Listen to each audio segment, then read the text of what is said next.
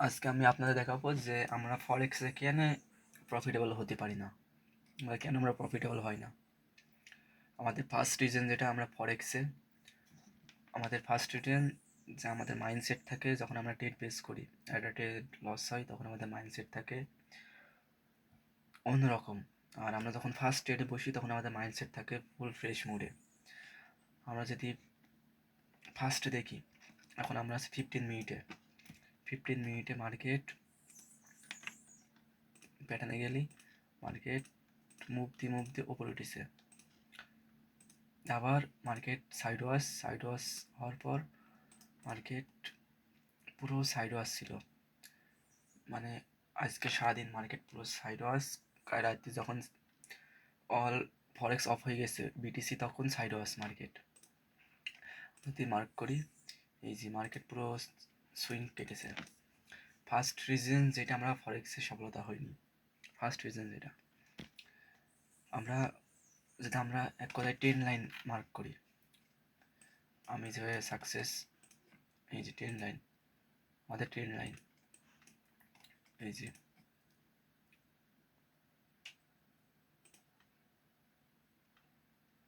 বা এই যে হাই থেকে নিলাম বা এই লো থেকে, যাই হোক ট্রেন লাইন আমরা যদি মার্ক করি, আমাদের ট্রেন লাইন ফরেক্সে ফার্স্টে ট্রেন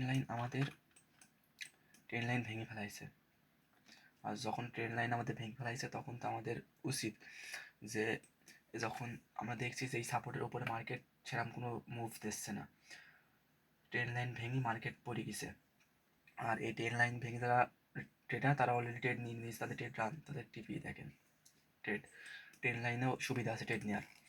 আর তৃতীয় যে আমাদের লস, সারি করে শুধু লস হয়, প্রফিটটা হয় না। অনেক ট্রেডার আপনাদের শেখাইছে, এটা আপনাদের রিস্ক নেই, কিন্তু আমি যেভাবে ট্রেড করি, মনে করেন আপনি একটা ট্রেড নিয়েছেন শর্ট, আমি এখান থেকে একটা শর্ট নিয়েছি,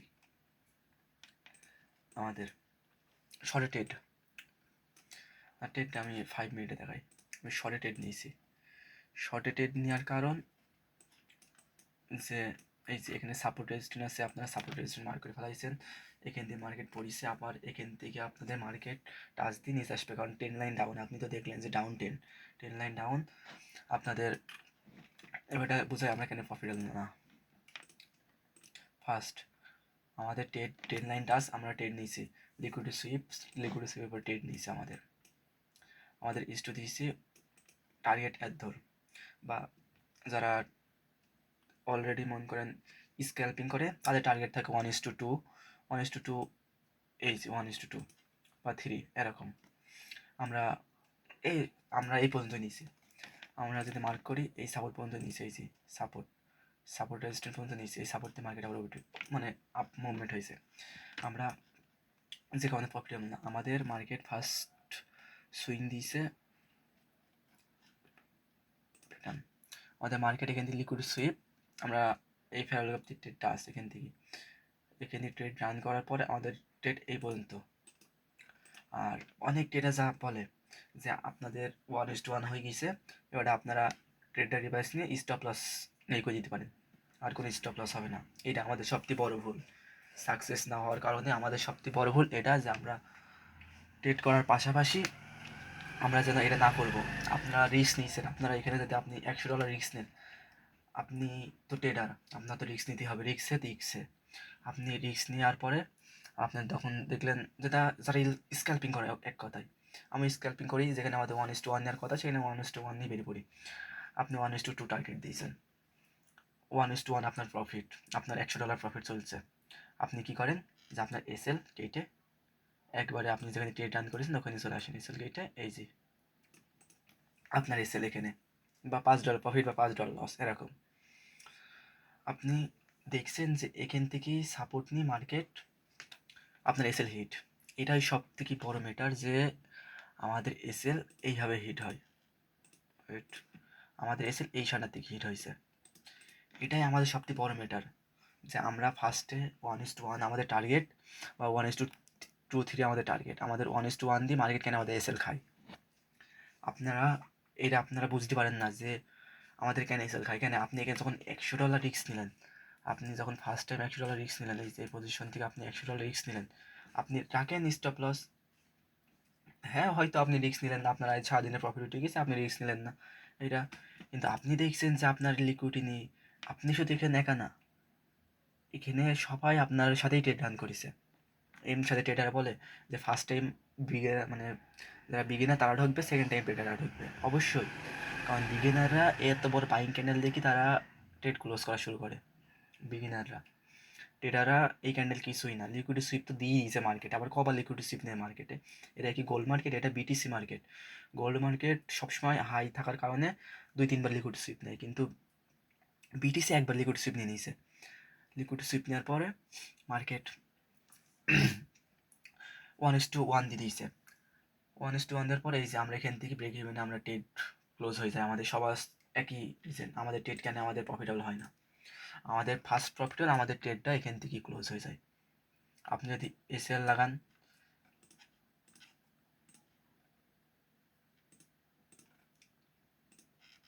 আপনি যদি এসএল এখানেই থাকুক, আপনার টিপি 1:1, আপনার $100 গেলে তো কোনো সমস্যা নেই। আপনি যদি $100 রিস্ক নেন তবে আপনি ট্রেডারই না, আপনি $100 রিস্ক নিয়েছেন। রিস্ক নেওয়ার পর আপনার 1:2 এই যে আরামে দিয়ে দেবে।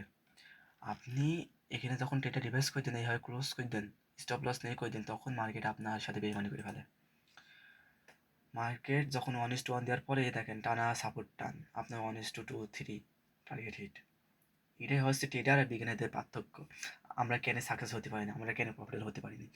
আমাদের ছোটোবেলা থেকে শিখাইছে, আমরা যখন ফার্স্ট ট্রেনিং করি আপনাদের 1:1 দেখলে আপনাদের স্টপ লস নিচে করে দেন। হ্যাঁ, আপনাদের দু এক সময় হয় এরকম যে এক মুভে টিপ হিট বা টার্গেট হিট, কিন্তু বেশিরভাগই ট্রেডাররা দেখে যে এই কারণে ওদের এসএল হিট হয়। আপনারা অবশ্যই যে এটা না করবেন।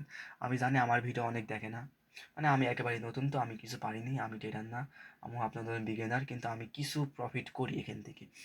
যেটা জন্য প্রফিট করি, আমার তো একটা, আমি যে ট্রেডিং আছি 3-4 বছর ধরে, মানে সর্বোচ্চ 3 বছর হবে, 4 বছর না, আমি 23 সালের মতন ঢুকেছি। আমার যা 3 বছর তো 3টি স্ট্র্যাটেজি তৈরি হয়েছে, ওর মধ্যে এটা আরেকটা। আপনারা চাইলে আমার এই স্ট্র্যাটেজি ফলো করতে পারেন, যে আপনি যখন এখানে $100 রিস্ক নিলেন, এইখানে $100 আপনি রিস্ক নিলেন, আপনি এখানেই থাকুক না,